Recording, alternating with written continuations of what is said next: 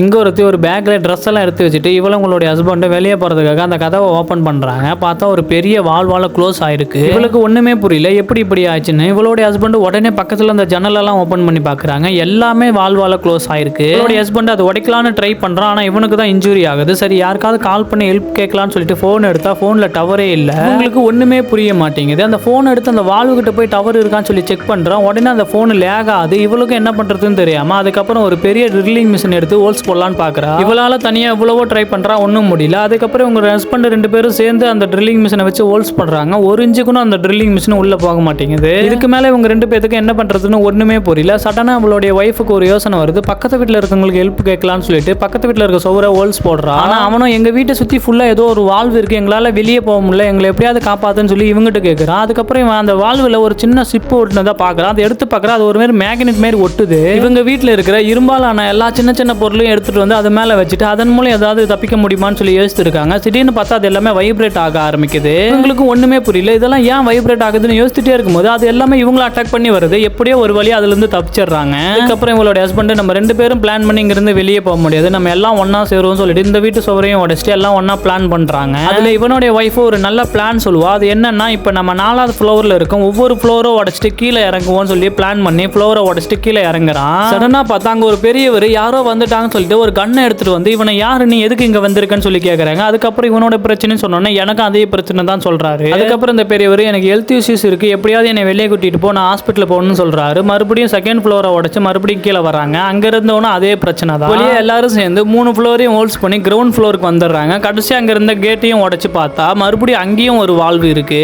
அதுல இருந்த ஒருத்தவன் மட்டும் இந்த வால்வையும் பார்த்துட்டு இங்கிருந்து நம்மளால வெளியவே போக முடியாதுன்னு சொல்லி டென்ஷன் ஆகி அவன் எடுத்துட்டு வந்த கண்ணை எடுத்து அந்த வால்வை பார்த்து சுட ஆரம்பிச்சான். ஆனா அந்த வால்வுல பட்டா அது ரிட்டர்ன் ஆகுன்னு இவனுக்கு தெரியாது.